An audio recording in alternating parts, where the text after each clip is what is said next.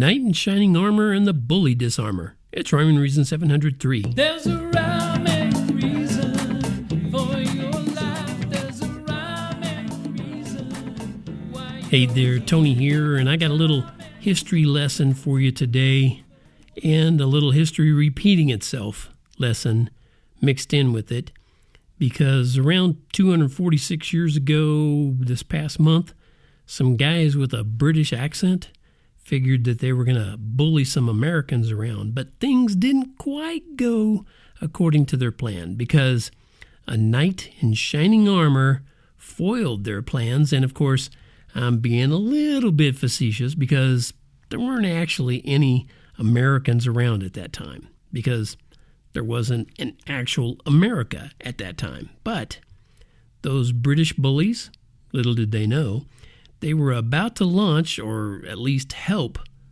a whole new country. Yeah. And I know there's no such thing as a knight in shining armor back then either, but there was this guy who worked with shiny metal, and he did help foil the British plans. And maybe you've heard this famous quote, "One if by land and two if by sea." Well, that was part of the poem Paul Revere's Ride, and it was written by Henry Wadsworth Longfellow, and it was part of a secret message that the local patriots used to alert each other which way the British would be coming as they attempted to sneak up on Concord, Massachusetts, those sneaky redcoats. And Paul Revere, who was a master silversmith and apparently made false teeth and surgical tools too, was also pretty good on a horse. So he was part of the local militia. But why did the local residents form a militia? And why were the British trying to sneak up on those colonists, also known as patriots? At least they would eventually be known as that. And why did the British want to take all their guns and their ammunition?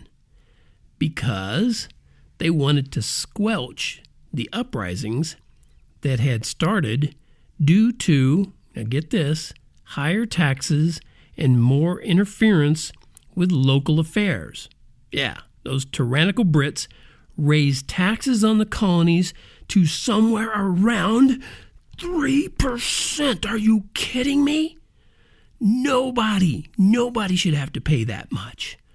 And thank goodness we know better now, right? But notice how the British decided to start by seizing guns and ammo. Why?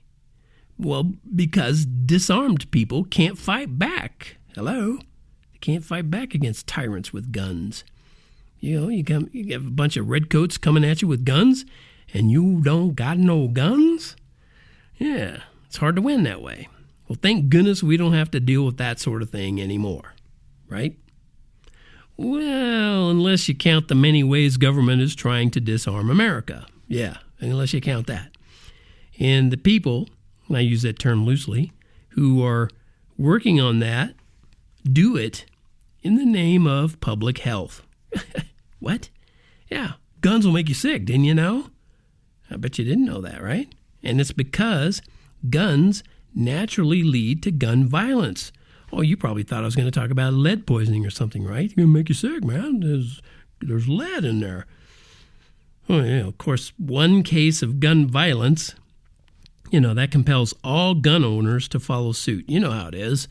I mean, every time gun owners, you know who you are. Every time you hear a story out there where some supposed gun owner goes on a rampage and, kills people with guns, what's the first thing you want to do, right? Go get your guns and start killing people, right? No. Yeah. And what will we ever be able to do when everybody's shooting at everybody else? Oh, gosh. What'd they say? Oh, the humanity. No. It's insanity, because there's no such thing as gun violence. There's no such thing.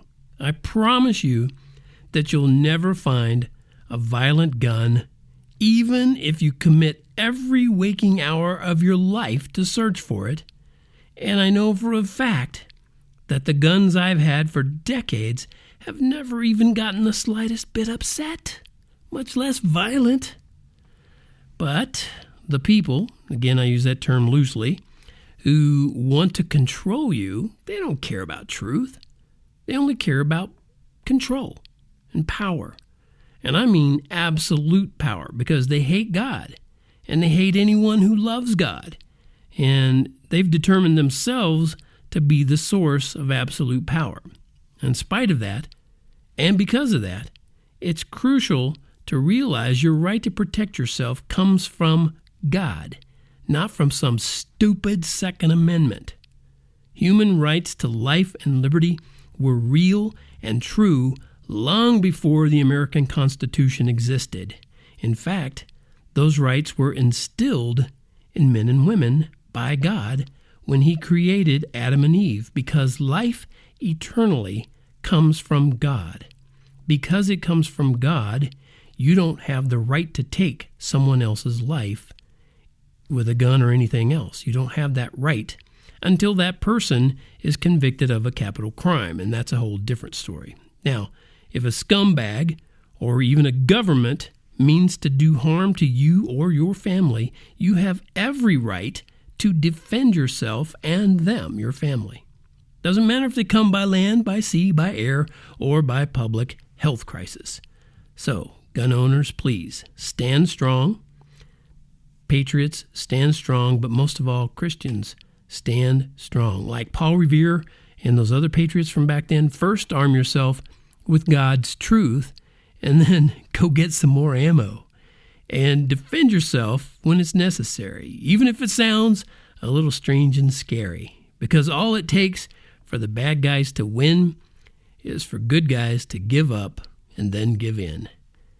Thank you so much for tuning in to this gun-toting episode of Rhyme and Reason, brought to you, as always, by TonyFunderburk.com, where you should go over there and get that new T-shirt. Actually, I think you have to go for a different link. I'll have to wait. I don't think I have that new T-shirt on there. So let me shut my mouth right now and get right back to the other T-shirt that always says, life has rhyme and reason because God made you. There's a rhyme